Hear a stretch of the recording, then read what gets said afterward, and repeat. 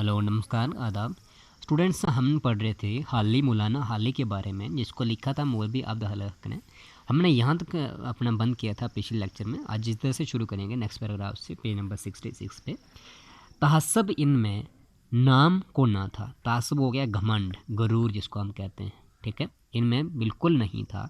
हर कौम बा मिल्लत के आदमी से जक्सां हलूस और मोहब्बत से पेश आते थे। हर कौम, किसी भी कौम का इंसान होता था, कोई भी आदमी होता था, सबसे ये जक्सां, जक्सां क्या हो गया, बराबर, ठीक है, बराबर और मोहब्बत प्यार से पेश आते थे। हिंदू मुस्लिम इत्तेहाद के बड़े हामी थे। कहता है हिंदू मुस्लिम इत्तेहाद, इत्तेहाद के जो उनके लड़ाई झगड़े थे उनके बड़े हामी थे, इनके खिलाफ थे। जब कभी हिंदू मुस्लिम नज़ा का कोई वाक़या सुनते थे, नज़ा, नज़ा क्या हो गया, लड़ाई झगड़ा,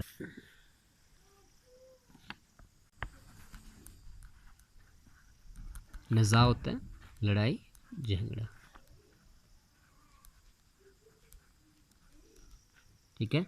तो ये कहता है कि जब कभी भी हिंदू मुस्लिम नज़ा लड़ाई का कोई वाक़या ये सुनते थे तो इन्हें बहुत रंजो अफसोस होता था। तो मौलाना खालिद को काफ़ी ज़्यादा अफसोस होता था, तो इनको काफ़ी अफसोस होता था। तहरीर व तकरीर में तो क्या, निजी और बेतकल्फ़ी की गुफ्तगू में भी कभी उनकी ज़बान से कोई ऐसा कलमा सुनने में नहीं आया।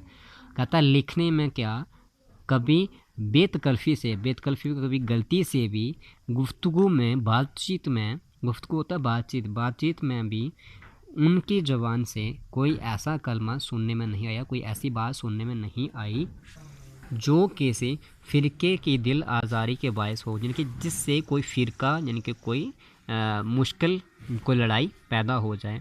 बल्कि अगर कोई ऐसी बात कहता तो बुरा मानते और नसीहत करते थे। कहता कोई ऐसी बात कर देते थे तो उसका बुरा मानते थे और उसको नसीहत करते थे, उसको कहते थे कि ऐसा नहीं बोलना चाहिए। बेतासबी का वसफ़ उन्हें लोगों में पाया जाता था जिनकी ताबीत में इंसाफ होता था, ठीक है। नामो नमूद शुक्र नहीं गया था, वरना शहरत वो बदबला है कि जहाँ ये आती है कुछ ना कुछ शेखी आ ही जाती है। कहता उनका नाम काफ़ी मशहूर था, वरना शहरत वो, कहता मशहूर, शहरत हो गया मशहूर होना, वो एक चीज़ है कि ये आती है और कुछ ना कुछ शेखी आ ही जाती है। कहता कि कोई इंसान मशहूर हो जाता है जब, तो उसमें कुछ ना कुछ शेखी मतलब तब्दीली आ ही जाती है। हमारे शायरों में तो ताला ऐब ही नहीं रही। ताला ऐब क्या होता है, ताला ऐब होता है अपनी बड़ाई करना, अपनी बड़ाई करना। ताला ऐब कहता है अपनी बड़ाई कर, कहता है कि हमारे शायरों में ताला ऐब, इनके अपनी बड़ाई, जो हमारे काफ़ी शायर अपनी बड़ाई खुद करते हैं, बल्कि शेबा हो गई है। शेबा इनकी आदत हो गई, अपनी बड़ाई करना उनकी आदत हो गई। शेबा होता है आदत करना, शेबा हो गया आदत, यानी कि हमारे शायरों में अपनी बड़ाई करना जो उनकी आदत बन गई है। वो सीधी सादी बातें करते थे और जैसा कि आम तौर पर दस्तूर है। मौलाना हाली सीधी सादी बातें करते थे जैसे आम इंसान करता है। बातों बातों में शेर पढ़ते थे, पढ़ना, बहस करके अपनी फजलत जताना और इशारे करनाए में दूसरों की तहकीर और दर्रा पर्दा अपनी बड़ाई दिखाना उनमें बिल्कुल ना था, यानी कि अपनी बड़ाई कभी भी दिखाना उनमें ऐसा नहीं था। हाँ, शेर में अलबत्ता कहीं कहीं ताला आ गई है, मगर वो भी ऐसे लतीफ़ पैराए में कि हाक सारी का पहलू वहाँ भी हाथ से जाने नहीं पाया। कहता है लिखने में उन्होंने काफ़ी अच्छा लिखा हुआ, जैसे कि माल है नायाब पर गाहक हैं उससे बेखबर, शहर में खोली है खाली ने दुकान सबसे अलग। कि माल है नायाब, कहता है कि माल काफ़ी ज़्यादा है पर गाहक हैं उसके बेखबर, के जो ख़रीदने वाले हैं वो उससे बेखबर हैं। शहर में खोली है खाली ने दुकान सबसे अलग, कि शहर में जो खाली ने दुकान खोली है वो सबसे अलग है। कहने का मतलब था कि खाली के पास काफ़ी नॉलेज है, काफ़ी कुछ है, लेकिन लोग उससे क्या है, नावाकिफ़ हैं उस दुकान से। उनका जोक शायर अला दर्जे का था, काफ़ी ऊंचा मुकाम का था। जैसा कि ख्यात सैदी शायर हैं, जाद गारे गालिब हैं और मुकदमा शेर व शायरी से जाहिर है। जैसे मुकदमा शेर व शायरी जो किताब का नाम है, जो गालिब ने लिखी हुई है, इनका जिनके मुकाबले में इसी तरीके से उनका भी जो ज़ोक था वो अच्छे दर्जे का था, मुकाम काफ़ी ऊंचा था, लेकिन वो ख़्वाह मुखवा उसकी नुमाइश नहीं करना चाहते थे, खुद बताना नहीं चाहते थे। हाँ, जब कोई पूछता, जब इत्तेफाक से बात आ पड़ती थी तो वो खुलकर उसके नकात बयान करते थे। कोई जब पूछता था तो वो खुलकर बताते थे, उसको बयान करते थे। हमारे यहाँ ये दस्तूर सा हो गया था, यानी कि एक रवाज़ बन गया था, जब कभी कोई किसी शायर से मिलता था तो उससे से अपना कलाम सुनाने की फरमाइश करता था। कहता है रवाज़ बन गया था कि कोई भी शायर किसी से मिलता था जब, तो उसे वो अपना कलाम सुनाने की फरमाइश करता था कि मेरा जो लिखा हो उसको बता। तो शायर से इसलिए फरमाइश करता है कि उसे भी अपना कलाम सुनाने का शौक़ गदगदा होता है और जानता है उसके बाद मुखातब भी उसी से यही फरमाइश करेगा, और बाज़ औक़ात तो इसकी भी ज़रूरत नहीं पड़ती, बग़ैर फरमाइश ही अपने कलाम से महफूज़ फरमाने लगते हैं। कहता है कि एक रबाज़ बन गया था, जब कोई शायर दूसरे शायर से मिलता था तो वो उसको क्या करता था, उसका जो लिखा हुआ था उसको बताने के लिए कहता था। ठीक है। दूसरे लोग इसलिए फरमाइश करते हैं कि शायर उनसे इसकी तोक़ा रखें। एक दूसरे लोग इसलिए फरमाइश करते थे कि शायर उनसे तोक़ा रखें, यानी कुछ जानने की ख्वाहिश रखें। बाज़ शायरों तो उसके लिए बेचैन रहते थे, लेकिन बाज़ लोग सच्चे दिल से इस बात के आरज़ूमंद होते हैं कि किसी बड़े शायर का कलाम उसके ज़बान से सुने। और लोग तो इसलिए भी कहते थे कि किसी बड़े शायर का कलाम उनको सुनने के लिए मिले, उसकी ज़बान से सुने। लोग मौलाना हाली से भी फरमाइश करते थे, कहते मौलाना हाली से भी ये बात कहते थे, फरमाइश करते थे, उनको भी कुछ सुनाने के लिए, पढ़ने के लिए कहते थे। वो किसी ना किसी तरह टाल जाते थे। कहते हैं कि मौलाना हाली से जब कहते थे तो वो ऐसी बात नहीं करते, वो ऐसे बताते नहीं, वो टाल जाते थे, जिनकी बात को मोड़ते थे। और अक्सर ये उज़र कर देते थे कि मेरा हाफ़िज़ बहुत कमज़ोर है, और एक हमेशा ये कहते थे, इस बात बहाना लगा कर कहते थे कि मेरा हाफ़िज़ जो मेरा जो दिमाग है वो बहुत कमज़ोर है, अपना लिखा भी याद नहीं रहता, और मुझे अपना लिखा हुआ भी याद नहीं रहता, मैं ऐसा कुछ भी बता नहीं सकता हूँ। ये महज़ उज़्र लंग ही नहीं था, इसमें कुछ हकीकत भी थी। लेकिन असल बात ये थी कि वो खुद नमाई से बहुत बचते थे। ये कहता है ये एक बहाना ही नहीं था, ये एक हकीकत सच्चाई भी थी। और असल बात तो ये थी कि खुद नमाई से बहुत बचते थे, यानी कि वो खुद कुछ भी अपनी मुँह ज़बान से नहीं बताना चाहते थे।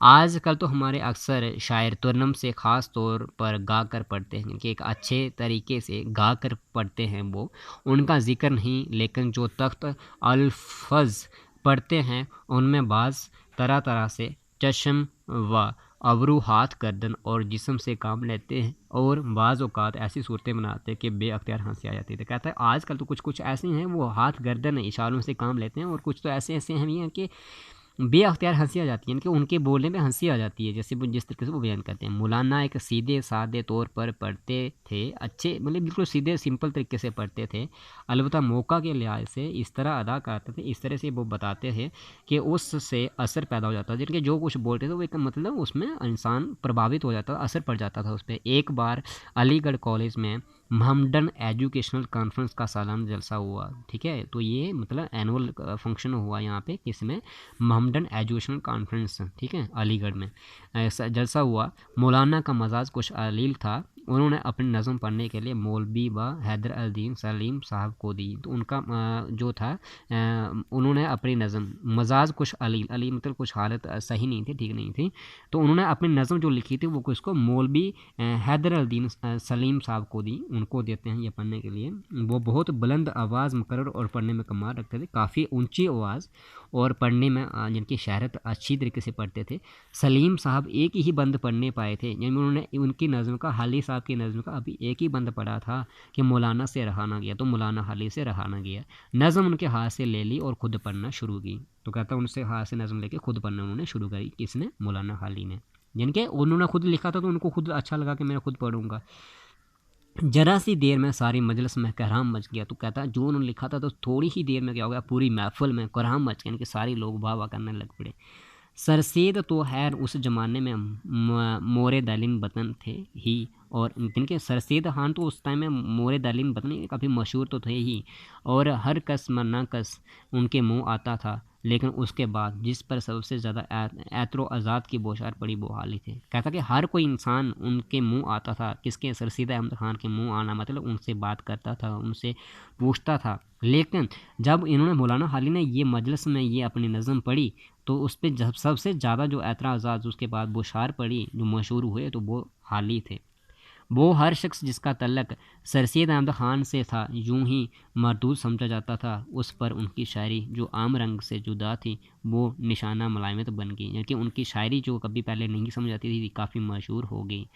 और मुकदमा शेर व शायरी ने ख़ास आग लगा दी। और उनकी एक किताब आई जिसका नाम था मुकदमा शेर व शायरी, उसने तो आग ही लगा दी। अहले लखनऊ इस मामले में सुई मुई से कम नहीं थी, जिनके अहले लखनऊ भी इस मामले में जो था वो किसी से कम नहीं थी। वो मामूली सी तनकीद के भी रवादार नहीं होते। ठीक है, तनकीद क्या होता है, जो किसी ने लिखा होता है और उसको दोबारा फिर से लिखना। ठीक है, उन्हें ये वहम हो गया था कि सारी कार्रवाई उन ही की मुखालफत में की गई है। फिर क्या था, हर तरफ से नुक्ताचीनी और ताने तारीज़ की सदा आने लगी। ओद पंच में एक तवील सिलसिला मज़ामीन मुकदमा के खिलाफ मुद्दत तक निकलता रहा, जो अदबी तनकीद का अजीब व गरीब नमूना था। वो सिर्फ बेतके और महल एतराज़ात ही का मजमूआ ना था, बल्कि फ़क्र और फवीतियों तक नौबत पहुंच गई। ठीक है, तो जब ये कहता कि इनका मशहूर हो गया मुकदमा शेर व शायरी जो मौलाना हाल ने लिखी वो काफ़ी मशहूर हो गई। उसके बाद सरसीद अहमद की किताबें जो लिखी जैसे ओल पंच था, उसके मुकाबले मुकदमा के ख़िलाफ़ मुद्दत तक निकलता रहा, यानी कि मुकदमा शेर व शायरी इसके मुकाबले में ये इन्होंने ओल पंच किताब निकाली अपनी। इतना तक हुआ, कहता कि इतना तक यहाँ हो गया, फ़क्र और फवीतियों तक नौबत पहुँच गई, इनकी गाली गलौज तक वे एक दूसरे को करने लग पड़े ये शायर जो थे। अबतर हमारे हमलों से हाली का हाल है, मैदान पानीपत की तरह पायमाल है। कहता कि अबतर हमारे हमलों से हाली का ये हाल है। कहता कि हाली का ये हाल था कि मैदान पानीपत की तरह पायमाल है, इनके उन्होंने ये बताया हुआ कि किस तरीके से वो लड़ाई झगड़ों तक नौबत पहुंच गई थी। तो इससे समझ लीजिए कि इस अनुमान के तहत क्या कुछ खुराफात ना बकी गई होगी। तो आप ये समझ लीजिए कि एक किताब लिखने के जहाँ एक नज़म पढ़ने के मुकाबले में तुम वहाँ पे क्या क्या कुछ बोला ना गया होगा। मौलाना ये सब कुछ सहते रहे, यानी कि मौलाना साहब सुनते रहे जो भी उनके ख़िलाफ़ बोला गया, लेकिन कभी एक लफ्ज़ ज़बान से ना निकाला। लेकिन उन्होंने कभी भी कुछ भी अपनी ज़बान से कुछ भी लफ्ज़ नहीं निकाला। क्या पूछते हो क्यों कर सब नुक्ताचीन हुए चुप, सब कुछ कहा उन्होंने पर हमने दम ना मारा। तो ये फिर उन्होंने एक शेर लिखा कि क्या पूछते होगे कि मुझे क्यों लोग क्यों पूछते हैं कि क्यों सब नुक्ताचीन हो गए चुप के, हम चुप क्यों हैं। तो सब कुछ ने कहा उन्होंने सारा कुछ कहा पर हमने दम ना मारा, कि हम बिल्कुल खामोश रहे।